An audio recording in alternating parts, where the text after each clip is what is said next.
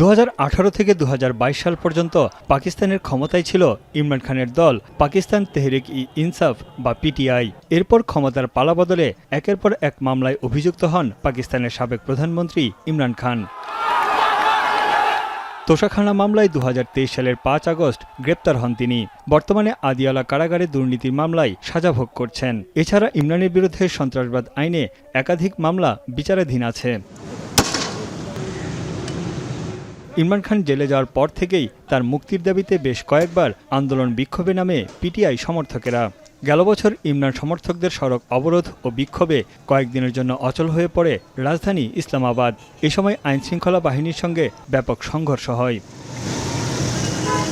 এবার কারাবন্দির 2 বছর পূর্তি ঘিরে এক্স বার্তায় গণতন্ত্র পুনরুদ্ধার না হওয়া পর্যন্ত দেশব্যাপী আন্দোলন চালিয়ে যাওয়ার ডাক দেন ইমরান খান।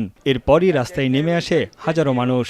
আন্দোলন দমাতে বিভিন্ন জেলায় জারি করা হয় 144 ধারা। ইসলামাবাদে সড়ক অবরোধের ঘোষণা দেয় পিটিআই। এ সময় আইনশৃঙ্খলা বাহিনীর সঙ্গে সংঘর্ষে জড়ায় দলটির সমর্থকেরা। তাদের ছত্রভঙ্গ করতে কাঁদানে গ্যাস ছোড়ে পুলিশ। বিক্ষোভকারীরাও পুলিশকে লক্ষ্য করে ইটপাটকেল নিক্ষেপ করে। পিটিআইয়ের কর্মসূচি বাতিল করতে দেশের বিভিন্ন স্থানে শুরু হয় ব্যাপক ধরপাকড়। লাহোরের একটি আদালতের সামনে ইমরান খানকে মুক্ত করো স্লোগান দেয় সমর্থকেরা।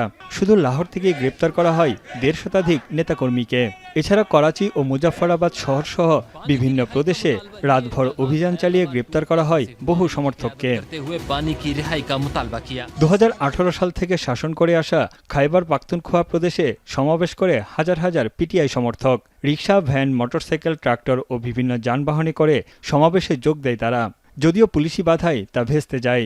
এরপর থেকেই প্রদেশের মুখ্যমন্ত্রী আলী আমিন গান্দাপুরের খোঁজ মিলছে না। এদিকে পাঞ্জাব আঞ্চলিক সরকারের মুখপাত্র উজমা বুখারি পিটিআইকে সন্ত্রাসী সংগঠন হিসেবে আখ্যায়িত করেছেন। 2023 সালের 9 মে ইমরানের গ্রেপ্তারের প্রতিবাদে সামরিক বাহিনীর বিরুদ্ধে দেশব্যাপী বিক্ষোভ হয়। এর জেরে দাঙ্গা সৃষ্টির অভিযোগে তার দলের শীর্ষ 9 সংসদ সদস্যকে মঙ্গলবার অযোগ্য ঘোষণা করে পাকিস্তান নির্বাচন কমিশন। সামরিক ও রাষ্ট্রীয় স্থাপনা ভাঙচুরের অভিযোগে তাদের দোষী সাব্যস্ত করা হয়। গেল জুলাই মাসে পাকিস্তান তেহরিক-ই-ইনসাফ 90 দিনের বিক্ষোভ কর্মসূচির ঘোষণা দেয়। ইমরান খানকে মুক্ত করতে প্রতি সপ্তাহে ডু অর ডাই এই স্লোগানে বিক্ষোভ করবে তারা।